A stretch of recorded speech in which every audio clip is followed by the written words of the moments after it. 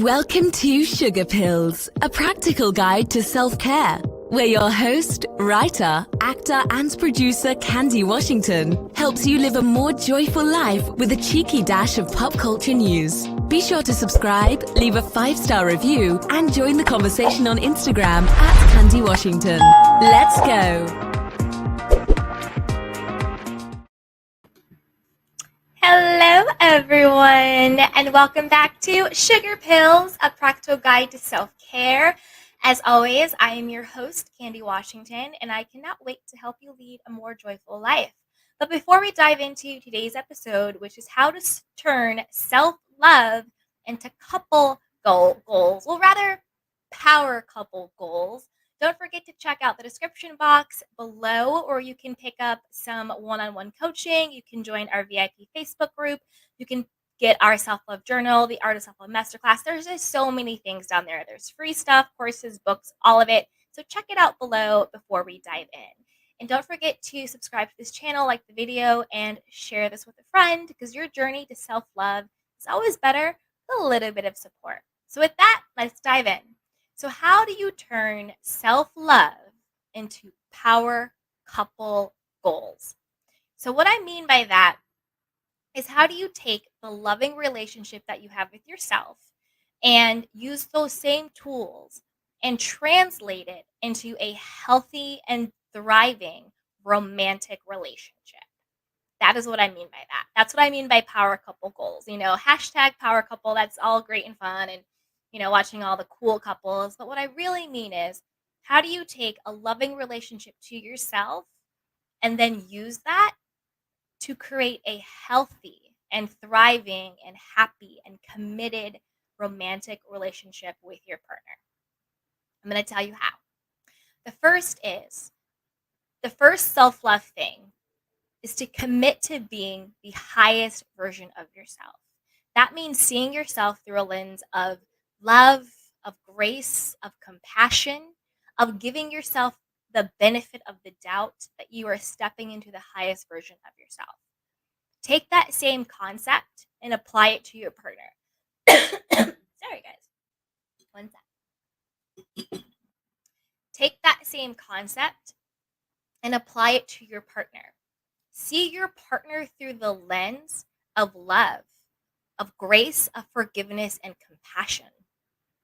A lot of times in our relationships, we default to thinking and seeing the worst in our partner.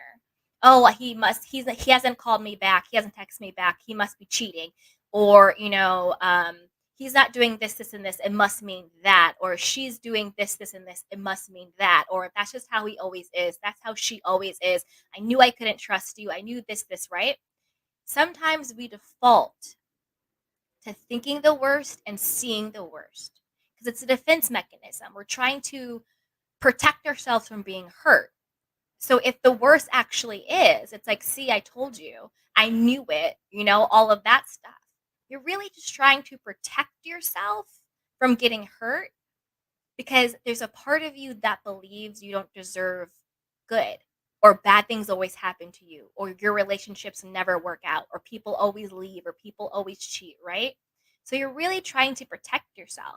But what you're actually doing is sabotaging the relationship, because you don't expect the best. You don't see your partner in the best. So then you don't get the best, right? But if you learn to see your partner through the lens of love, of grace, of benefit of the doubt, of forgiveness, of having the default be expecting the best out of your partner, then that's cultivating a loving relationship. For example, if you expect that your partner is honest, if you expect that your partner is faithful, if you respect your partner, if you trust your partner, then that gives your partner the incentive not to lose your trust and not to lose your love. And then they're going to want to show up and meet the vision that you have of them. And don't get this confused when people say, oh, well, I see the potential in him. I see the potential in her. I'm not saying that. I'm not talking about seeing the potential in someone and they're not showing, they're not there yet. I'm talking about seeing the highest version of that person. And those are two different things. Potentiality and the highest version are two different things. Like, say someone, you're like, wow, well, he has the potential to make a lot of money, or he has the potential to be faithful, or he has the potential to be this amazing person, or she, he, she, they, whatever. That's one thing. That's more wishful thinking. That is more wanting to change someone. That is more settling.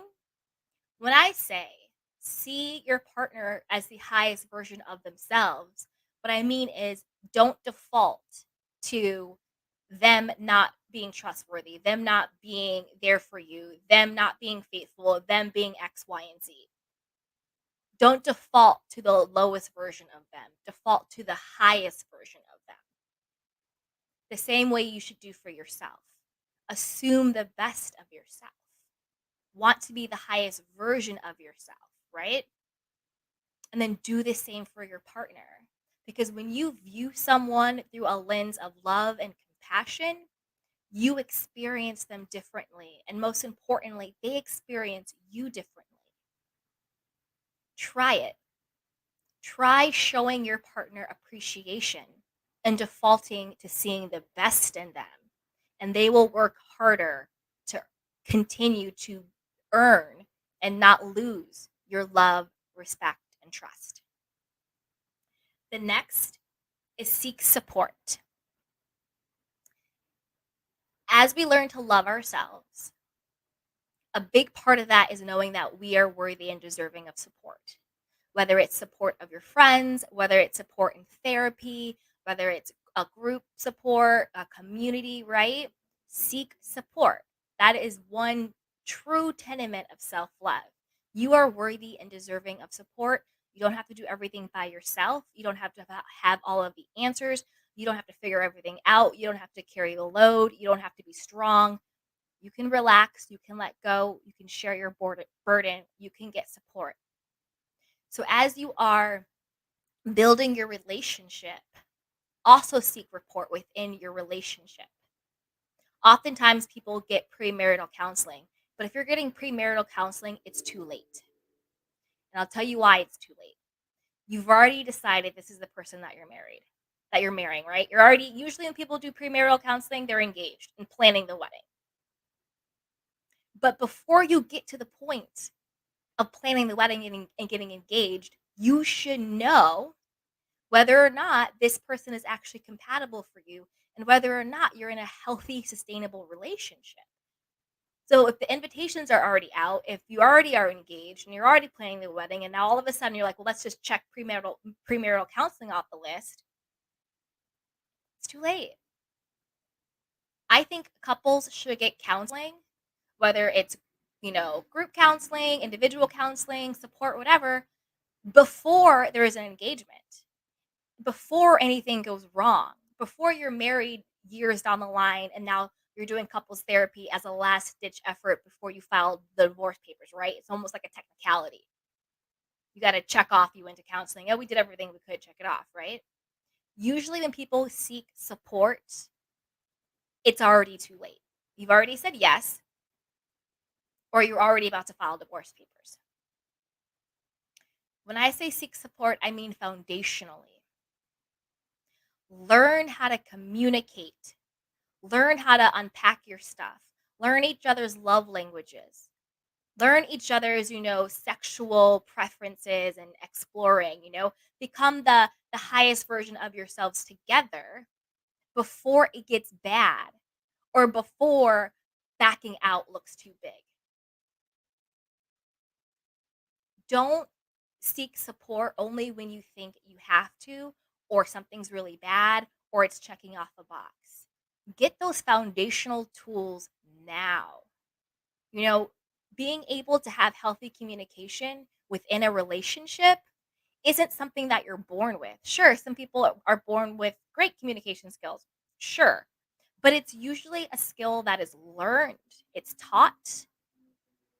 People learn it through behaviors, people learn it through family, society, all of that stuff. But communication, it's a skill, right? That's why it's called a skill, because you can learn it, you can teach it, you can finesse it, you can get better at it. So if you think that this is someone you could spend the rest of your life with, or this is your partner, try and get some help and support before. Get those foundational stuff down so the foundation of your relationship is strong. So you have that support, you have that community, you have that objective person that you can go to so that you're consciously building a healthy relationship. It shouldn't be, oh, I have the ring. Now let's do premarital counseling. Because what if you get into premarital counseling and you realize, whoa, whoa, whoa, we got a lot of problems here. And then you can do it. But once the ring is on, once you've told everybody, it's a lot harder. And I'm not saying you shouldn't, because I don't think you should ever get married or do anything like that if it's not right for you. But just to be realistic and honest, it's a lot harder to back out of an engagement than it is just out of a relationship. So get that foundational support early so that you and your relationship have the tools to build a healthy relationship before it gets to we're about to get divorced, before it gets to they're cheating, before it gets to well, we're getting married in 2 weeks and we just need to check the box off that we did premarital counseling, right? Get that support early on. The next is shift your mindset and perspective from are we going to get through this to how are we going to get through this? And that's the same way you should look at yourself and your relationship. So when something happens in your life, right? Like you have a crisis or something goes wrong or just anything that's a tough moment, having a mindset of self-love is not am I going to get through this? Am I going to find a way? Is this going to work out? But it's how am I going to get through this? I know I'm going to get through this. I actually might not even know how, but I know that I will, right? It's a resiliency, it's a persistence, it's a knowing, it's a commitment. So when you are rooted in self love, you might have storms, things may happen, but you never give up on you. And that's how you should approach your relationship too. It's not, are we going to get through this, but how are we going to get through this? But I also want to preface that with if it's a big thing that is a non negotiable or it is really bad, don't use this as an excuse to stay when you know you should leave. So that's not what I'm talking about. This mindset shift of how are we going to get through this is not a way to justify any type of abuse or anything along that. So I want to be very clear that if there's something really going on and you need to get out, get out. Don't say, oh, how are we going to get through this? And use that as an excuse to stay in something that's fundamentally unhealthy. That's not what I mean. I mean, in general, relationships can have ups and downs, things can happen.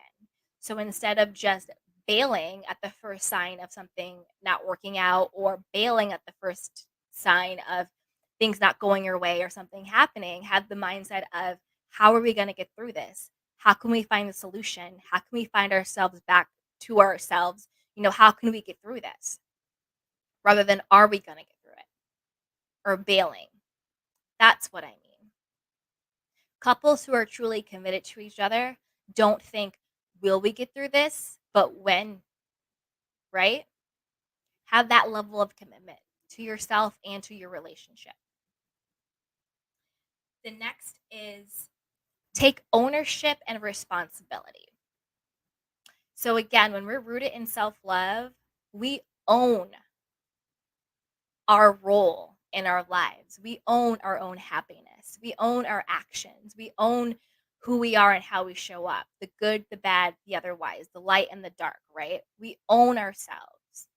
We don't blame, we don't criticize, we don't fault, but we take responsibility and we take ownership. We should do the same things in our relationships. It's not always the other person. It takes two to tango. So when you're having difficulties or things are going on, how do you take responsibility for your side of the street? How do you take responsibility of the role that you played? And not just when things are bad, but what about when things are good too? How do you take responsibility and ownership when things are going good? How do you celebrate yourself within the relationship? How do you celebrate your partner within the relationship? So taking ownership and responsibility for the good and the bad, for the role you played, and for the role you allowed your partner to play as well. It's not about criticizing, it's not about faulting, it's about taking ownership, because when you take ownership and responsibility, you empower yourself to either create more if it's good or to change it if it's bad. But you cannot be empowered in a relationship if you don't feel like you have any responsibility or ownership in it. So don't become a victim and don't give away your power. Take ownership and responsibility of who you are and how you show up. And then you empower yourself to either create more love and joy or to change it if it's not love and joy and happiness. The next is never stop choosing and dating yourself. I don't mean selfish in the derogatory sense. It's not choosing yourself to the detriment of somebody else, but don't lose your identity of who you are in your relationships. Because remember, when you're rooted in self love, you know that your well being, how you feel, is your best and most important priority. Taking care of yourself is important. It's a priority, and you matter, and you're valuable, and you're worthy. You know that. So take that same sense of self love in your relationship. Don't devalue or dismiss who you are, your individuality, your independence. But since you're in a relationship, you want it to be interdependent, not dependent, but interdependent, so you can rely on each other. But you still have your sense of self. You still know that you are worthy and that you are valuable. You still know that you are a whole person in the context of a relationship. You're not half a person. You're still you. And a part of your self love journey is choosing yourself. Yes, in relationships, there will be compromise, but there should not be sacrifice. Compromise is when you compromise on preferences. A sacrifice is when you sacrifice a value or a standard. If you value stability and your partner doesn't, want to work, and that creates instability, that's a sacrifice. If you value stability and your partner wants to work remotely, but you maybe not really want him to work remotely, but you allow it anyway, that's a compromise.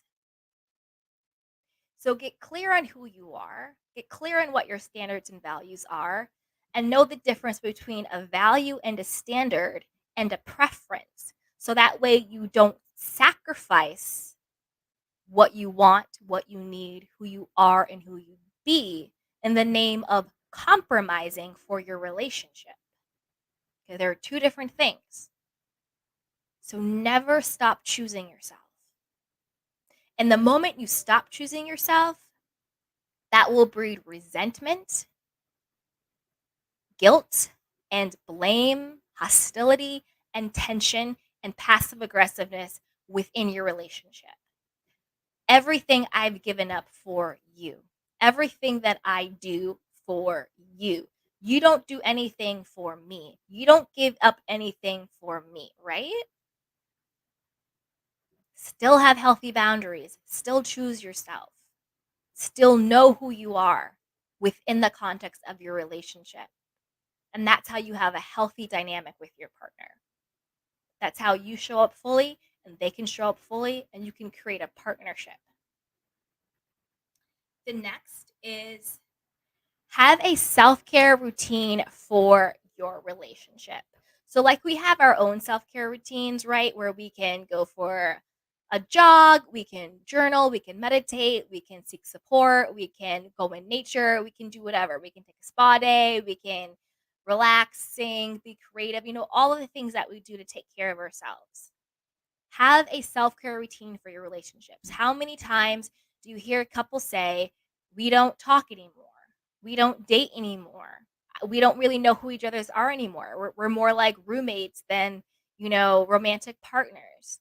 It's because they stopped taking care of their relationship. So have a self-care plan for your relationship. Have date nights on the calendar where it's just the two of you. Maybe when you do dinner, you one of your rules is put the phone away, put the work down, be present and talk. Maybe it's having a nighttime routine. I love you, baby. I love you too. And you go to bed and you never go to bed without saying I love you. You never wake up without saying I love you, good morning, or whatever it is. Have little things in place that maintain the love and the connection in your relationship. Don't stop talking to each other. Don't stop dating each other. Don't stop doing the sweet little things. Oh, babe, I took the trash out today. Babe, I washed the dishes for you today. Oh, I may do your favorite lunch just because. Let's make sure we clear our calendars on Sunday so we can spend the day together. Let's take that class. Let's take that trip. Let's try that new thing. Have a self-care routine in place to keep the health of your relationship, to keep the spark and the thrive in your relationship, right? Care about your relationship. Love yourself and your partner enough to be mindful of the state of your relationship. The same way you do with your own well-being. When you need to take time for yourself, when you need to rest and reset, when you need to do you, when you need to do whatever, use that same time and care for your relationship as well. So there you have it. That is how you turn self-love into power couple goals. So if you have any questions, you can just comment or DM or whatever you need. And if you need some more support, just check out everything in the description box in the show notes. We have courses and books in our VIP Facebook group. And don't forget to subscribe to the channel, like this video, and share. Until next time, everybody, I love you and take care of yourself and each other. Bye. Welcome to Sugar Pills, a practical guide to self-care, where your host, writer, actor, and producer Candy Washington helps you live a more joyful life with a cheeky dash of pop culture news. Be sure to subscribe, leave a 5-star review, and join the conversation on Instagram @Candy Washington. Let's go!